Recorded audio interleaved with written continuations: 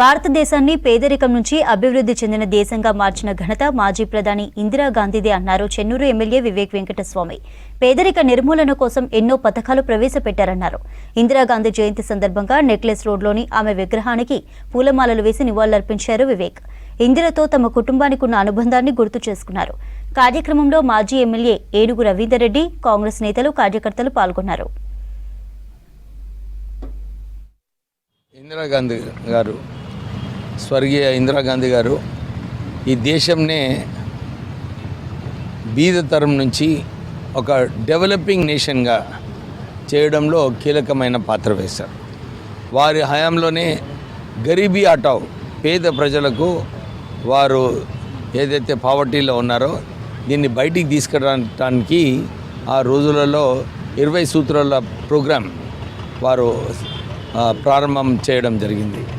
వారు ఎప్పుడు కూడా బీద ప్రజల్ని ఎట్లా పైకి తీసుకురావాలి, అన్ని పోస్టులలో కూడా కాంగ్రెస్ పార్టీలో ప్రభుత్వంలో సమానంగా అన్ని కాస్ట్లు, క్రీడ్లు, రిలీజన్ వాళ్ళందరికీ కూడా సమానంగా చూస్తూ ఈ దేశాన్ని ముందుకు నడిపించడం జరిగింది. ఆ రోజులలో ప్రెసిడెంట్ నిక్సన్ ప్రపంచంలోనే ఒక పెద్ద లీడరు. అందరూ USA ప్రెసిడెంట్ అంటే భయపడేది. కానీ ఇందిరాగాంధీ గారు వారు నిక్సన్తో భయపడకుండా ఏదైతే నాన్ అలైన్డ్ స్టాండ్ తీసుకోవాలో అప్పుడు ఇందిరాగాంధీ గారు తీసుకోవడం జరిగింది.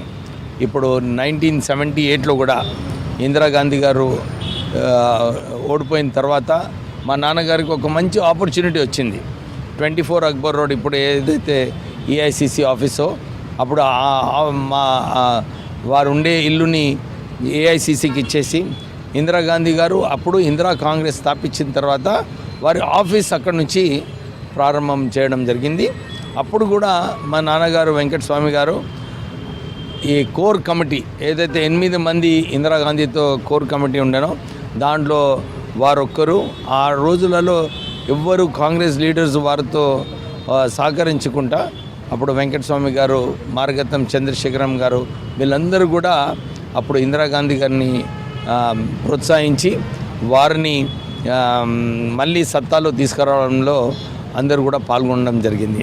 అంతేగాక వారు ఏదైతే త్యాగాలు చేశారో ఈ దేశాన్ని నడిపించడానికి వారు, రాజీవ్ గాంధీ గారు వీళ్ళందరూ కూడా ప్రాణ త్యాగాలు ఇచ్చారు దేశానికి.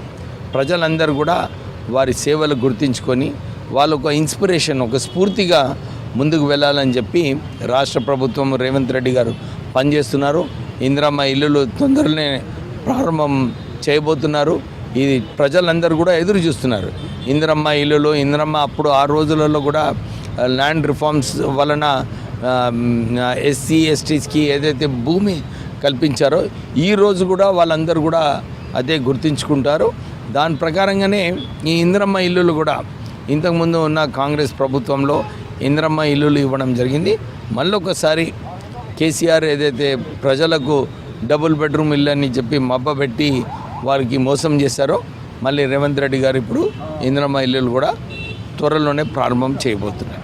భారతదేశంలో గొప్ప నాయకురాలుగా ఇందిరాగాంధీ సేవలు అందించి ప్రాణత్యాగం చేసిన మాత ఇందిరాగాంధీ ఈరోజు రాష్ట్రంలో రాష్ట్ర ప్రభుత్వం నిర్వహించబోయే ప్రతి కార్యక్రమం ఇందిరమ్మ పేరు మీదే నడుస్తూ ఉంది. రాజశేఖర రెడ్డి గతంలో ఇందిరమ్మ ఇండ్లని, ఇందిరమ్మ పరిపాలన ఎట్లా జరిగిందో ఈరోజు కూడా గౌరవ ముఖ్యమంత్రి గారు రేవంత్ రెడ్డి గారు ఇందిరమ్మ ఇండ్లు, అదేవిధంగా ఇందిరమ్మకు సంబంధించిన అన్ని సంక్షేమ కార్యక్రమాలు ఆ వీరమాత యొక్క పేరు మీద నడుస్తూ ఉన్నాయి.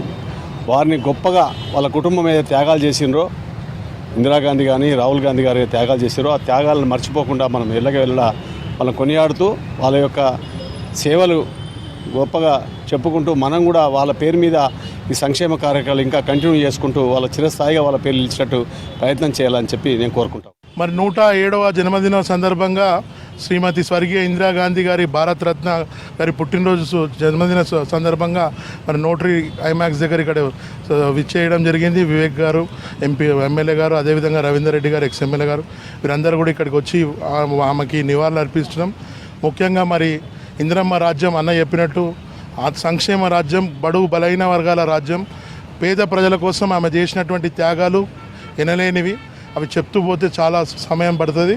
ఆమెని స్ఫూర్తిగా తీసుకొని రాబోయే రోజుల్లో కాంగ్రెస్ ప్రభుత్వంలో, రాష్ట్రంలో ఉన్నటువంటి రేవంత్ రెడ్డి గారి ప్రభుత్వంలో మేమందరం ముఖ్యంగా అన్న ఆధ్వర్యంలో ముందుకెళ్తామని తెలియజేస్తూ